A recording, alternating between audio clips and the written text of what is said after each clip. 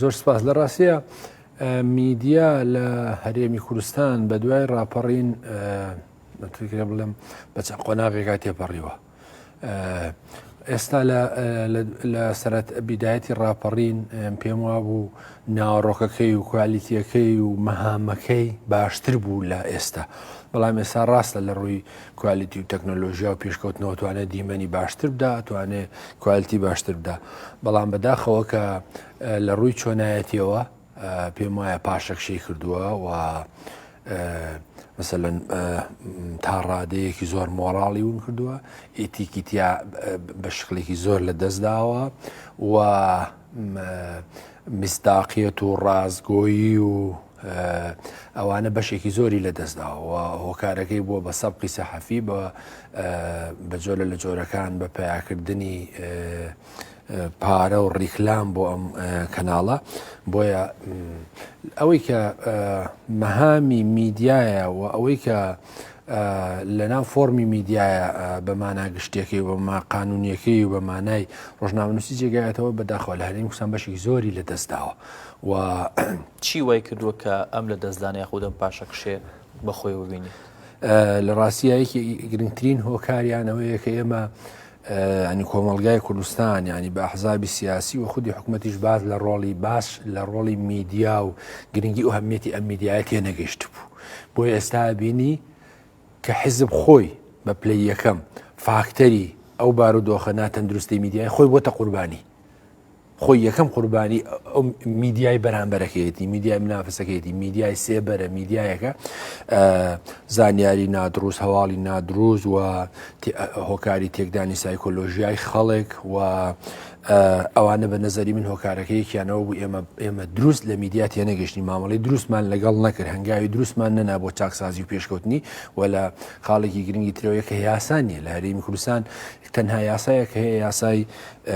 کاری ڕۆژنامەنووسی، یاسای ژمارە 35 ساڵی 2007. ئەم یاسایە 2007 دەرچووە لەگەڵ ئەو ئاڵو گۆڕە تازانەی و لەگەڵ ئەو نابەرپرسیارەتی کە ئێستا میدیا بەشێک لە میدیا هەنگایی بۆ نێو ئەیکا و جێبەجێەکە ناتوانێت بەری پێ بگرێەوە، ناتوانێت ئەم یاسایە لە بەرامبەر ئەو هەموو کێشە و گرفتانە نییە کە میدیای کوردی دروستی کردەوە، بە تایبەتی ئەم یاسایە بدۆتە بۆ میدیای چاپکراوە و ئەمە میدیای بیستراو و میدیای بینراو زۆر ناگرێتەوە. ئێستا سۆسیال میدیاشی هاتوتە سەر. بەداخەوە گرفتەکە ئەوەیە کە ئێمە ناسنامەی میدیای چاپکراو ئەزانین، مثلا زین چه خاوەنی امتیازێتی وەزانین سەرنووسەرەکەیەوە ئەمانە پێویستی بە تۆمارکردن هەیە. میدیای بیستراو ئەزانین کە مەسەلەن ئەم کەناڵە هیچەیە و لۆگۆکەی ناسینەوە و ئیدۆلۆژیەکەی ناسینەوە، بەڵام سۆسیال میدیا بەداخەوە کە هیچ کام لە ناسنامەکەی دیار نییە، فەیکە و نەک هەرەوەی کە بەشێک لە ناوخۆ دنێدا هانیەدا مبەرمەجیەکە بۆ بەلا ڕێدابردنی بابەتە ئەسڵیەکەی ڕۆژنامەنووسی، بابەتی نیشتیمانی، نەتەوەی سیسی، بەڵکو هەندێکی لە دەرەوە ئاڕاستاکرێن، وڵاتانی دەرەوە ئاڕاستەیەکەن، دامیەکەن، پارەیە دەنێ بە قازانجی ئەجێندا و بەرنامەی خۆیان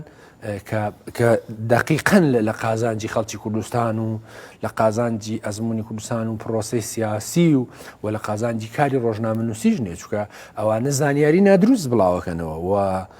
بەڵام زانین کە گەرەز گرفتێکی ئەسلی ئەوەیە کە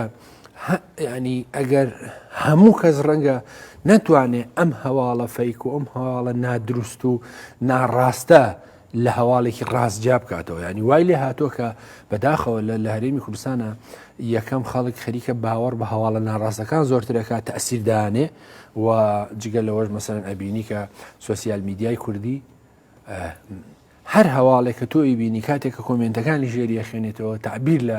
ئەو ئاستی وشیاری تاکان و کۆمەڵگایەکە پڕیەتی لە گوێن و تەشیر و سوکایەتی. کەواتە ئەم پاشاگەردانیە هەم لە میدیا بەگشتی و هەم لە میدیا ئەلکترۆنی بە تایبەتی کە دروست بۆکو بەڕێز ئاماژت پێدا حزبەکان بەگشتی بە دەسەڵاتیش و ئەوەیشی لە دەرەوەی دەسەڵاتە تا چەندە هۆکارن بۆ ئەوەی کە ئەم پاشاگەردانیە دروست بێ یاخود دەستی شەخص بە تایبەتی بەرپرسەکان تا چەندە هەیە بۆ ئەوەی کە ڕۆژەفی گشتی باشووری کوردستان بەلاڕێدا بن؟ لە ڕاستی هەمووانە بەرپرسیارن، وە بەرپسیارەتە چۆنیە مەسەن ئێمە لە دوای ڕاپەڕی شایدیەوە بین کە زۆرترین میدیاکان بەدەست حیزبەوە بوو و ئێستا شەروایە بەڵام مۆدێلی بەڕێوەبرنەکەی جیاوازی بەسەر هاتووە مەسەن لە دوای ڕاپەڕین چەند کەناڵێکی محەدەتە بوو بەڵام لە ناوەڕاستی تا 2014 نزیکی 1200 کەناڵی ڕاگەیاندن هەبوو کە کەمترینیان میدیای بیستراو بوون ئێستا بە پێچەوانەوە میدیای بیسترا چاپ بۆ میدیای چاپکرا و پاشەکشەی کردووە میدیای بیسترا و چاپکرا و پاشەکشەی کردو میدیای بینرا و گەشەی کردو قسەکەوێت کە هەمووانە بەرپرسن یەکیانەوەیە کە ئێمە ئەو کاتەوە میدیانەمانە ناسی و مانگودەمە سەر بە حیزبێکە و خەڵگیری ئیدۆلۆژیەکە دوای ئەوە مۆدێلی دووەم کە میدیای ئەهلی هات تا ڕادەیەکی زۆر دەور و نەخشی زۆری هەبوو بە دوای میدیای ئەهلی میدیای سێبەر و ئۆپۆزیسیۆن هات میدیای ئۆپۆزیسیۆن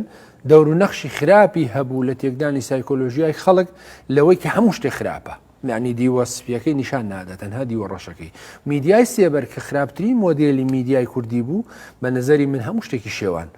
و هەموو ڕاستیەکانی خستە ژێر پرسیارەوە و خودی میدیاشی خستە ژێر پرسیارەوە کە لە ئەسڵا زۆرترینی ئەم میدیانەیە حیزبی کوردی بوو لە بەرامبەر یەکا بەکاریان هێنا بۆکوتم کە ئێستا خۆیان هەرێکە لەم حیزبە سیاسیانە کە لە پشتی میدیای مۆدێلی میدیای سێبەرەوە بوون و ئێستا خۆشیان قوربانی ئەو هەموو چاواشەکاریان کە بەشێکی زۆر لە سۆسیال میدیای کوردیەکە بۆی ئێستا کە بە هەزاران پیجی سۆسیال میدیای کوردی ئەتوانی هەیە ئەتوانی چەندانەیەکی محەدەدیان وەک ئەتوانی مەسەلەن جێگای ئەتیماد و میزداقێت بێ ئەوانەی تری بەداخەوە هەمووی خەریکی تێکدانی سایکۆلۆژیای خەڵک چاواشەکاری و تێکدانی بارودۆخی خەڵکە و هەواڵەکانی ناڕاستە و بەداخەوە کە جیهەتێکژنێ لێ پرسێتەوە و ئەمانە هۆکارەکەی چییە بۆچی ئەماکە ئایا مەسەلەن حەقی شەخسیە ئەجێندایەکی ناوخۆییە بەرامبەر ئەحزابێکی سیاسی تر یان ئەجێندایەکی دەرەکیە یان مەسەلەن هۆکارەکەی چییە؟ مەسەن نمونەیەکت بۆ بێنمەوە ئوستاز کە کاتی خۆی لە دەورانی جەنگی سارد یەکێ لە فەرمانبەرەکانی دام و دەستگایەکی دەوڵەتی یەکێتی سۆڤێت هیچ وکاری ئەو بوو تەنها مامەڵەکانی هاوڵاتیان تەخیرکە و خەڵک نیگەران بکە باشە دوای کە لیان پێچیەوە ئەمە بووە کە دەرکەوت کە ئەمە لەلایەن مخابرات CIA دامەکرێ بۆی ئەم کارانە بکە ئێستا مەسەلەن من دڵنیام کە بەشێک لەم سۆسیال میدیایی کە لە هەرێمی کوردستان هەیە لەلایەن دەوڵەتانی دراوسێەوە و لەلایەن گروپی تیرۆریستی جۆرا و جۆرەوە دەسەرەوە یەک پرسیار بکەم پێت وایە لە ئێستادا بەشێک لە میدیاکانی باشووری کوردستان بوونەتە زمان حاڵی دەوڵەتانی داگیرکرد لە ناو باشووری کوردستانە ئەوەی کە دەوڵەتی داگیرکرد بە زمانێکی خۆی پێی ناکرێ میدیای کوردی بە زمانی کوردی هەمان شەڕ و بەزیاشەوە بۆی دەکات بەڵێ ڕاستە زۆر جوانە مەسەلەن ئەوەی کە میدیایەکی تورکی ناتوانێ مەسجەکەی باش بگوێنێ میدیا سێبەرەکەی کە تورکیا دامیەکە میدیا سێبەرەکەی کە ئێران دامیەکە میدیا سێبەرەکەی کە عێراق یا هەر شوێنیشی تر دامیەکە ئەتوانێت باشتر کاریگەری بگەێنێ چکە خەڵک پێی وایە میدیای کوردیە و بەشێک ڕەنگە پێی وایە بەشێک لە خەڵکیش پێی وایە ڕەنگە معلوماتەکەی ڕاست بێ و جێگای ئەبێتە کاریگەری دانێ بە نظری من لە سەردەمانێک کە میدیای چاپکراو ڕۆڵی گەورەی هەبوو تەنها ئەو وڵاتانە دەور و نەخشیان هەبوو لە پشتیوانیکردن لەو جۆرە لە میدیانە و لە میدیاکانی تری شاڕۆڵیان هەبوو بەڵام ئێستا لە میدیای لە سۆسیال میدیای کوردی لەبەرەوەی کە وەکوتم تۆمار نەکراوە و مۆڵەتی ڕەسمی نییە و یاسایەکی تایبەت نایگرێتەوە و هەموو ئەو هۆکارانە ئەو هۆکارە سلبیانە ئەتوانێت فاکتەرێکی گرنگ بێ بۆی کە هەر کەسێک مەبەستێکی ناتەندروستی هەبێ لە ڕێگای میدیاوە بیگەێنێ و بە نظری من ئەوەی کە پەیوەندی هەیە بە مەسەلەن بێدەربەستی خەڵکەوە ئەوەی کە ڕۆڵی هەیە لە ناوشیاری کۆمەلگا ئەوەی کە دەور و نەخشی هەیە لە کۆچی گەنجان ئەوەی کە دەور و نەخشی هەیە لە زۆر بابەتی تر بە نظری من میدیای کوردی یەکێکە لە بەرپرسیارەکانی یەکێکە لە هۆکار و فاکتەرەکانی بەرپرسیارەتەکەی کە من جاری تر وتومە کاگەڕاست ئەگەر میدیای کوردی بەم حاڵی ئێستای بەتابەتی سۆسیال میدیاکەی بەری پێ نەژیرێ و یاسایەکی باشدان نەندرێ و چارەسەری نەکرێ و ئەو هێزولایەنانی لە پشت ئەم جۆرە ئاراستەکردنی سۆسیال میدیای کوردی و میدیای کوردیەوەن بە نظری من هیچی کەمتر نییە لەو لێ شاوەتلیاک و مادە هۆشبەرانەی کە دێتە ناو هەرێمی کوردستانەوە و بێتە هۆی تێکدانی باری تەندروستی و سایکۆلۆژیا و شخصیەتی ئینسانەکانی کوردی هیچی کەمتر نییە هێندە کاریگەری سلبیە بێ و هێندە نێگەتیفانە ئەتوانێت ڕۆڵ و دەور و تاسیری خراپدانێت. ئەوەی کە بینیمان بێڕۆڵی میدیا بوو لە تەرمی ئەو کۆچبەرانەی کە لە خاکی خۆیان بەجێهێشتووە نیشتمانی خۆیان بەجێهێشتووە لە بەرامبەر نەبوونی هەلیکار نەبوونی ئازادی، بەڵام بینیمان تەرمەکانیان هاتەوە زۆر بە بابەتێکی ئەدیادی لێوەی باسکرا. لە هەمان کاتدا چەند ڕۆژێک دوایەوە هەندێک میدیا باز لەوە دەکەن کە ئەوروپا ژیانێکی ڕەفاهیەتی خۆشی تیانی دێت، بەردەوام جوانەکانی ئەوروپا پیشانی هاوڵاتیانی باشووری کوردستانەدا. ئەمە تا چەندە هۆکارە بەوەی کە گەنجان هەڵپەی ئەویان بێ بگەنە ئەو ژیانە خۆشگوزارانەوە دوجاریش کە تەرمەکانیان دێتەوە بە شتێکی زۆر ئاسایی، چۆن حکوومەت بەو ئاساییە بەسەریان تێپەڕێت بە هەمان شێوە بەشێکی زۆری میدیاکانی بۆ شێوازی کاگەرز دوو هۆکار هەیە، یەکیان میدیای کوردی بەداخەوە یان ڕووداوێک تەواو پەراوێزەخە جا بە مەبەست یا بێ مەبەست خاتە حاشەی هەواڵەکانیەوە، یان هێندە گرنگی بە هەواڵێگەدا ئەیباتە تۆپ بۆ ڕەنگە بلێشی پرسی هۆکارەکەی نەزانێت. لە ڕاستیە نەبوونی ئامانجی میدیاکەیە، لە ڕاستیە هەردووچیان هەڵەیە، نەبرنە تۆپی ئەم هەواڵە و نەپەراوێز خستنی ئەم هەواڵە، بەڵکو مامەڵەیەکی تەندروست و هەواڵی لەگەڵ ڕوودا و حەدەسەکەکەی. ئەوە دیوێکیتی. دیوێکی تری لەوە دەرچووە کە مەسەلەن حکوومەت و میدیای کوردی بە گەنج بڵێ ئەوروپا ئەو بەهشتە نییە کە تۆ تەسەوریەکەی، چکە هەر خۆی ئەم بەهشتەی دروست کردووە. بە هەزاران ئەگەر ئەرشیفی 10 ساڵی میدیای کوردی هەڵدەیتەوە بە هەزاران جار ئەم بەهشتەی خستۆتە بەرچاوی خەڵک. خۆ لە ڕاستیە لە بینی ئێرە فەرق زۆرە، بەڵام من پێم وایە مەسەلەن نە ئێرە جەهەنەمە نە ئەوێ بەهشتە، بەڵکو بەڵام ئەوە خوازەحەکە خۆشگوزەرانترە. ڕەنگە سادەترین شتی ئەوە بێ ئەگەر کە کەس ناتوانێت نکولی لەوە بکە، ئەوەیە مەسەلەن عەدالەت هەیە و یەکسانی هەیە و بەشێکی زۆر لە مافی خەڵک هەیە. بەڵام بەداخەوە کە حکومە دەیەوێ یا مەسەلەن جیەتێکەوێ ئەمە بەلا ڕێدابێت بەڕێی من ئەمە ناتوانێت ئەم ڕۆڵە ببینێ. وەگەر ئەم ساڵیش ئەم ڕۆڵی بینی و ساڵی داهاتوو ناتوانێت. قسەکەەوە یەکە ئەبێ بە دوای چارەسەری فاکتەرە ئەسلەکانی دابگەڕێ کە قەیرانەکانی ناوخۆیە کە خواستی گەنجان چۆتە سەرەوە و ناحەقیشی نییە. گەنجێکە مەسەلەن خولیا و خۆزگەیەکی هەیە تحقیق نابێ، مەسەلەن لە ناو گروپێکی زانکۆیە ئەم خوێنکارە ئامانجەکانی تحقیق نابێ کەچی ئەمەیان کە کوڕی بەرپرسێکە هەموو ئامانجەکانی تحقیق بووە ئەتا ئەم نەعەدالەتی و نایەکسانی هەبێ مەسەلەن کۆجە بێ و ئەم مکەسەرات و ئەم کێشە و گرفتانەشی لەیەکەوێتەوە کە بەداخەوە بەشێکی زۆرێ بنە قوربانی. بەڵام بە نەزەری من میدیای کوردی لە هەموو بەشێکی زۆر ینی میدیای کوردی لە هەموو ئەو حاڵەتە تراژیدیانەی کە لە هەرێمی کوردستان ڕۆدا بەرپرسە. مەسەلەن لە خۆکوشتنی ژنان میدیای کوردی هەندێک جار حەدەسەکە واجێڕێتەوە خۆکوشتنی ژنان و خۆهەڵواسینی ژنان و ژار خوارکردنی ژنان بە حاڵەتێکی نۆرماڵ نیشانەدا. دیوە سایکۆلۆژیەکەی و دیوە کۆمەڵایەتیەکەی و ئینعیکاساتەکانی و جێماوەکانی باز ناکە، تەنها حەدەسەکانە جێڕێتەوە، ڕووداوەکانە جێڕێتەوە و ڕەنگە ئەمە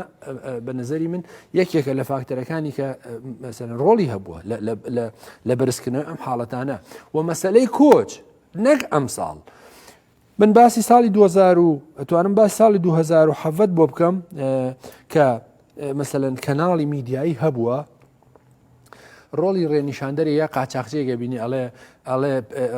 مەسەلەن کۆچبەرەکانە بێ بڕۆنە تورکیا و لێوە بچنە بولگاریا و لێوە بچنە فڵان و فیسار و ساڵی ڕابردوو بەڵگە بۆەوەی بەڕێزت ڕاستەوخۆ قاچاقچیان وەرگرتووە لەسەر شاشەی تیڤەکانە کە ڕێنیشاندەری هاوڵاتیان بووە. یعنی مەسەلەن ئەمە تاوانە وەرگرتنی قاچاقچێتی بە جۆرێ لە جۆرەکان تۆ ینی ڕێگا خۆشەکەی بۆ ئەم کارە،